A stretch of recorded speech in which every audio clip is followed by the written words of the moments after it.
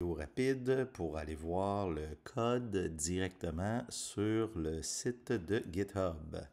Alors, il y a les liens ici, mais si on va dans Contenu et Activités, on va dans les tâches à faire, ça dit regarder le code Python sur le site GitHub du cours. Alors, on va sur le site GitHub du cours.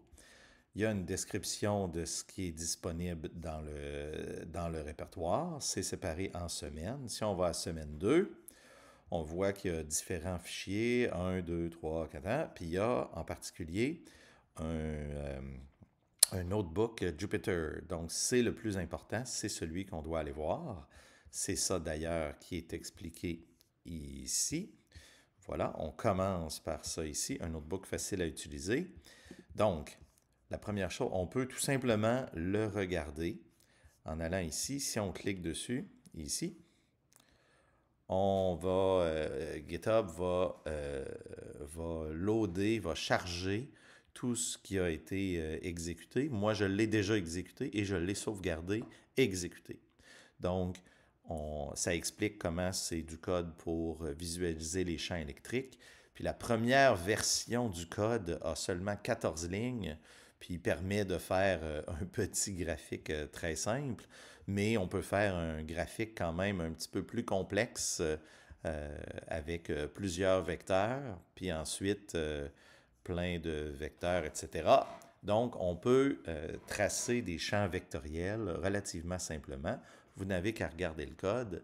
Ça continue, ça continue, ça peut devenir plutôt raffiné. Mais éventuellement, le code à partir de l'itération 6, parce que j'ai fait différentes versions, vous pouvez arrêter à tout moment. Mais à partir de la version 6, ben là, j'ai commencé à faire des classes. Puis j'ai fait une classe qui est Vector Field en 2D, etc. Puis vous pourrez lire, ça se rend jusqu'à une situation quand même plus avancée, mais ce n'est pas nécessaire pour utiliser le code. Vous utilisez les parties qui font votre affaire. Il y en a 11 différentes versions.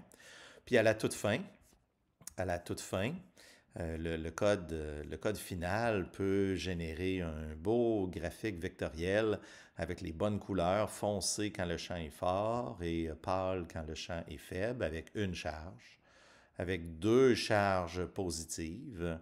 Donc, on voit que les charges ici, là, le champ s'annule ici entre les deux. Puis on peut même faire un dipôle, c'est-à-dire une charge positive, une charge négative, et même ce qui s'appelle un quadrupôle. Si on regarde de plus proche un peu, on voit que ici c'est une charge négative, ici c'est une charge négative, ici c'est une charge positive, positive. Ça s'appelle un quadrupôle, voilà. Mais donc, à la toute fin, le code est sauvegardé directement sur le disque. Vous en avez différentes versions. Ça, c'est la façon de regarder le code directement sur GitHub, mais il y a d'autres solutions, en fait, si vous voulez utiliser le code, parce que sur GitHub, vous ne pouvez pas comme ça, vous ne pouvez pas le modifier. Mais vous pouvez, j'ai fait un lien ici qui va l'envoyer sur ce qui s'appelle Google Colab, puis il va l'ouvrir directement, puis là, vous en avez une copie. C'est pas c'est la version qui est présentement sur GitHub, mais si vous la sauvegardez, elle ne se sauvegardera pas directement sur GitHub. Vous pouvez en garder une copie pour vous. Mais si moi, je modifie la version sur le site, ben, vous n'aurez pas la plus récente. Mais ce n'est pas grave. Mais donc, encore une fois, ici, on voit que je l'ai sauvegardé avec les résultats. C'est pour ça que vous voyez les graphiques. Mais par exemple, c'est bien écrit ici, vous pouvez tout simplement exécuter le code. Comme ça ici, je peux par exemple lui dire roule tout. Puis là, il va vous avertir parce que ça vient de GitHub, mais c'est correct. Puis donc, il va tout calculer. On le voit ici qui est en train de travailler. Puis une fois terminé, et voilà, c'est parti. Puis là, ben, le code va tout simplement s'exécuter. On voit qu'il y a une petite coche ici pour montrer que c'est terminé. Et voilà, ça, j'aimerais ça que ça parte, mais on dirait que ça ne part pas. C'est pas grave, on va vivre avec. Et voilà, c'est exactement la même chose là, que vous aviez vu tantôt. Encore une fois, différentes versions du code. Puis vous arrêtez à partir du moment où ça devient trop compliqué pour vous, vous arrêtez. Mais je vous dirais que dans les plus faciles, là, la version, je pense la dernière version, 5, l'itération numéro 5, qui est ici, est quand même pas mauvaise pour faire un graphique. C'est ce qu'on peut voir ici. On construit ce qui s'appelle le mesh grid. On construit notre vecteur. Puis on peut calculer les longueurs pour pouvoir faire un graphique qui va mettre les longueurs en couleur. Et voilà, c'est terminé. Puis vous pouvez choisir vos couleurs. Vous pouvez même prendre Jet si ça vous tente de choquer Louis Archambault parce que c'est la pire palette de couleurs. Voilà, donc du code très simple. Peut-être que vous voulez, directement l'utiliser sur votre ordinateur. Comment est-ce qu'on ferait ça? Bien, la chose à faire, c'est on retourne sur GitHub. On retourne sur GitHub, voilà ici. On laisse passer, on n'a plus besoin, voilà. Donc, si on revient ici, là, je suis sur le site directement de GitHub. Peut-être que vous en voulez une copie de tout ce qui est le code de FI 1007. Il y a deux façons. La façon la plus simple, mais pas nécessairement la meilleure, c'est de tout simplement tout downloader, tout télécharger directement sur votre ordinateur. Vous allez en avoir une copie ici. Puis là, ben, quand vous allez l'ouvrir, ben, vous allez avoir le code. Et voilà, le code est là. Puis c'est maintenant à vous, puis vous pouvez faire ce que vous voulez. Il n'y a plus de lien avec GitHub.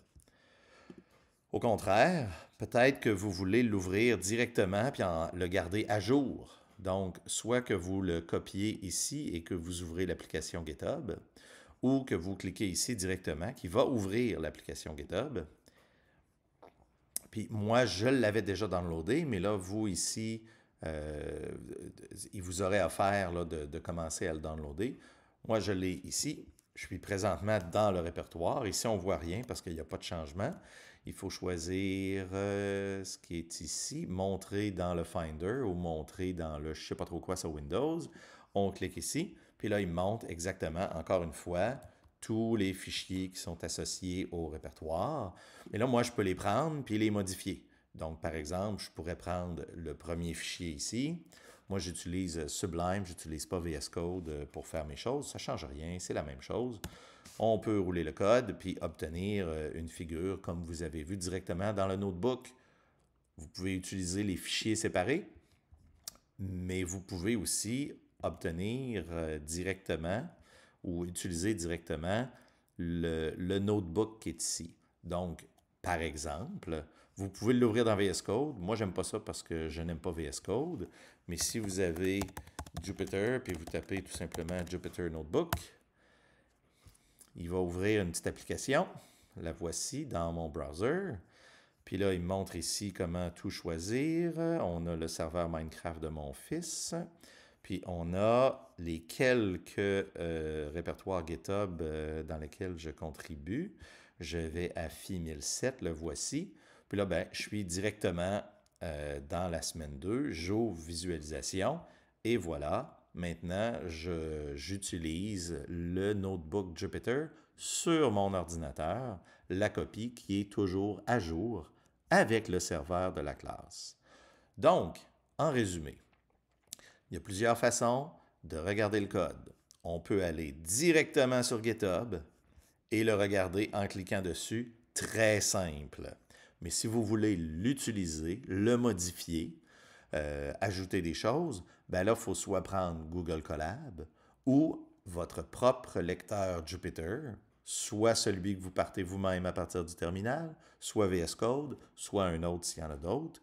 Et vous pouvez même vous en remettre directement aux petits fichiers séparés qui sont des petits scripts en Python, incluant le dernier que vous pouvez importer directement dans celui qui est ici, Vector Field.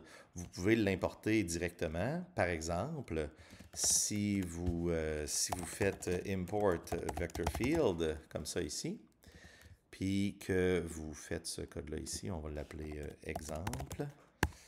Exemple import, comme ça ici. Import, on pourrait faire from Vector Field import, c'est Surface Domain, puis l'autre c'est Vector Field 2D. Donc à ce moment-là, quand je fais ça ici, voilà, ça a correctement importé, puis ensuite je pourrais tout simplement rouler le code. Si je prenais un exemple de code, je vais prendre un exemple de code que j'ai fait, qui est l'exemple ici. Bon, c'est un petit peu serré, on va se faire de la place, voilà. Donc tout le code qui est ici, Je pourrais le mettre ici, comme ça. Donc, si vous voulez réutiliser le code directement dans vos choses, vous copiez le fichier vector field dans le répertoire que vous voulez utiliser, vous importez Surface Domain, vector field 2D, puis ensuite le code va tout simplement fonctionner, et voilà.